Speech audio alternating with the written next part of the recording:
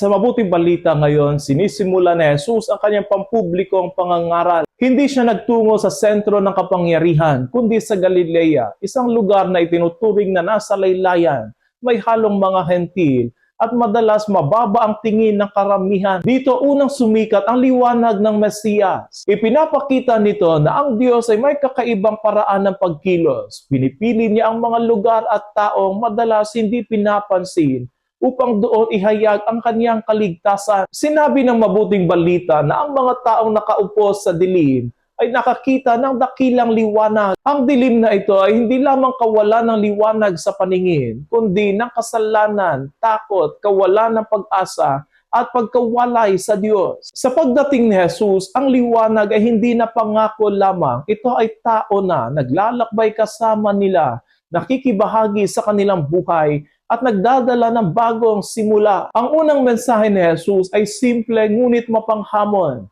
Pagsisihan ninyo at talikdan ang inyong mga kasalanan, sapagkat malapit nang maghari ang Diyos. Hindi ito pananakot, kundi paanyaya. Ang pagbabagong buhay ay hindi lamang pagtalikod sa kasalanan, kundi pagharap sa Diyos at pagtanggap sa kanyang kaharian. Ang kaharian ng langit ay hindi lamang darating sa hinaharap.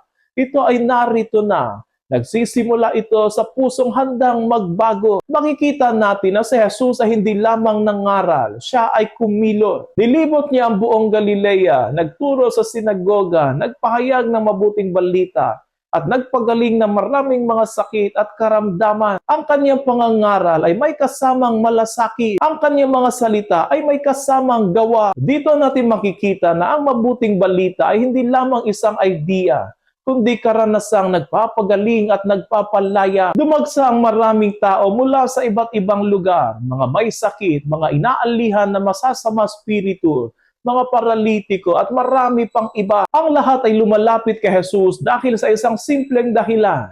May pag-asa sa Kanya. Sa harap niya, ang sugat ay hindi ikinakahiya at ang kahinaan ay hindi hadlang. Ang bawat lumalapit ay tinatanggap. Tinatanong tayo ng mabuting balita ngayon, nasaan tayo ngayon? Nasa liwanag ba o nasa dilim pa rin? At kung may bahagi pa ng ating buhay na madilim pa, handa ba tayong hayaang pumasok ang liwanag ni Kristo? Sa huli, ang mabuting balita ay tungkol dito, na ang liwanag ni Kristo ay dumating na. Hindi natin kailangang manatili sa dilim. Si Jesus ay patuloy na nakikilakbay sa ating pang-araw-araw na buhay. Naghihintay na tanggapin siya, pakinggan siya, at siya ay sundin. Kung bubuksan lamang natin ang ating mga puso, mararanasan natin ang kanyang paggaling, kapatawaran, at bagong buhay na bigay.